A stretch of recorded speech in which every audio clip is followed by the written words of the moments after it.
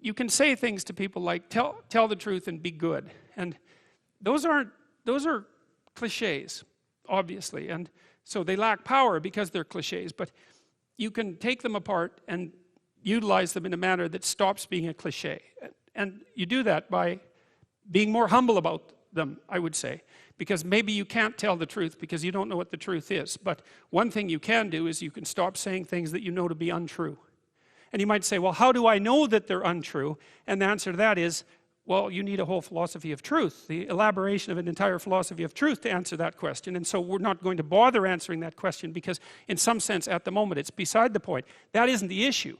The issue is there are times in your life where you know that the thing that you're saying is not true. It's a deception. It's a lie of some sort, and you're using it to manipulate yourself or another person or the world.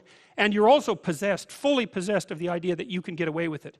And there's a satanic arrogance about that. In fact, that is the archetypal arrogance that's portrayed in the mythological character of Satan, because Satan is precisely the archetype of the element of the mind that believes that it can twist and bend the structure of reality without paying the price for that. And you can't imagine anything that's more arrogant than that, because really, do you really think that you can twist the structure of a reality and that that's going to work out for you without it snapping back? It's so obvious that that can't work, that everyone knows it. But anyways, back to the initial point, is that you know by the rules of the game that you yourself are playing, that some of the times you're violating the rules of the game that you're playing.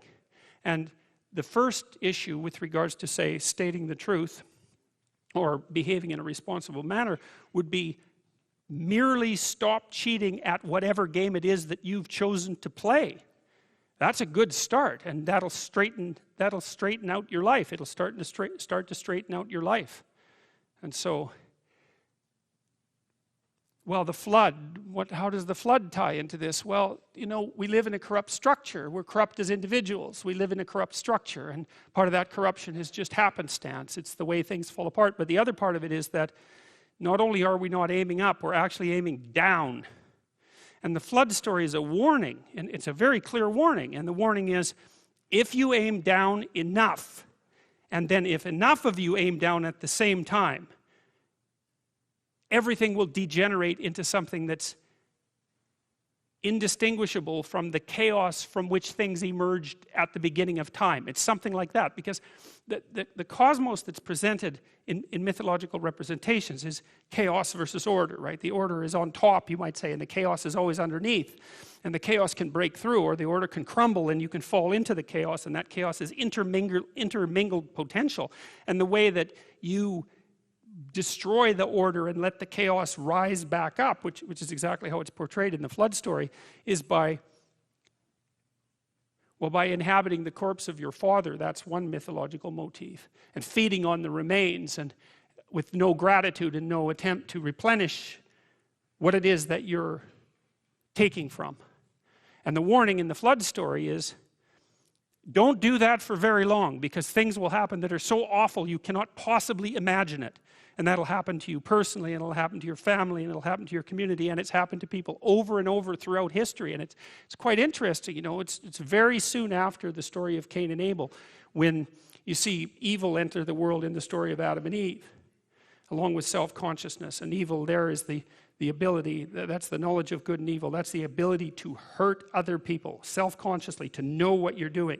And then, of course, instantly, Cain takes that to the absolute extreme, and he uses that capacity to destroy really what he loves best. He gets as close as a human being can to destroying the divine ideal, because, of course, his brother is Abel, and Abel is favored by God, and Cain destroys him, which Cain tells God at the end of that episode that his punishment is more than he can bear. And I think the reason for that is, where are you once you destroy your own ideal?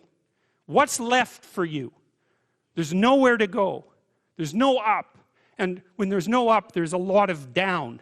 And, there's an idea that was put forth very nicely in Milton's Paradise Lost, when he was describing, from a psychological perspective, essentially what hell is. And hell is, you're in hell to the degree that you're distant from the good.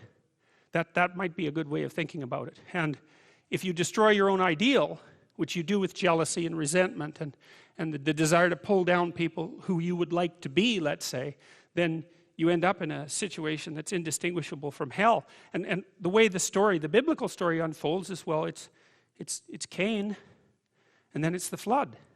And so Cain adopts this mode of being that's antithetical to being itself, at least to positive being itself. He does it voluntarily. He does it knowing full well what he's doing. And the net consequence of this, that as it ripples through the entire social structure, is that God stands back and says, this whole thing has got so bad, the only thing we can do is wipe it to the ground. And that is no joke. That's exactly how things work. And one of the things that's extraordinarily terrifying about that sequence of stories, and I believe this to be true, I think I realized this independently of any of the analysis that I was doing of mythological stories, because I looked at what happened in places like the Soviet Union and Maoist China and in Nazi Germany, and the most penetrating observers of those societies, the people who were most interested in how it was that those absolute catastrophes came about, all said the same thing. It was rooted in the degeneration of the individuals who made up the society. You know, you hear, well, people were following orders. It's like, no, that explanation doesn't hold water. Or that you'd be punished if you resisted. Well, there was some truth in that, but nowhere near as much as people might think, especially at the beginnings of the process. More it was that people decided, each and every one of them, to turn a blind eye to the catastrophes and to participate in the lies. And that warped the entire societies, and they went as, you know, they veered their way downward to something as closely approximating hell as you could hope to manage, especially in places like Nazi Germany and, well, in all three of those places, in Maoist China and in the Soviet Union. And so the thing that's so frightening about, one of the things that's so frightening about the stories in Genesis is they say something very clear, which is that your moral degeneration contributes in no small way to the degeneration of the entire cosmos. And you say, well, I would like my life to be meaningful. People say that. Really, would you? Really? You really would like your life to be meaningful? You think maybe people would trade a little nihilism to not have to face that particular realization, and I think people do that all the time. It's a terrible weight to realize, but we are networked together. That's the price of, or let's say, that's the vulnerability that's associated with our intense capacity to communicate. And it is certainly possible that the ripples of our individual actions have consequences that are far beyond the limits of our immediate consciousness. And I also think people know that too. They know that in the way that people know things when they don't want to know them, which means they know them embodied, they can feel them, they can sense them, they have an emotional response to them, but there's no damn way they're going to let them become articulate because they don't want to know.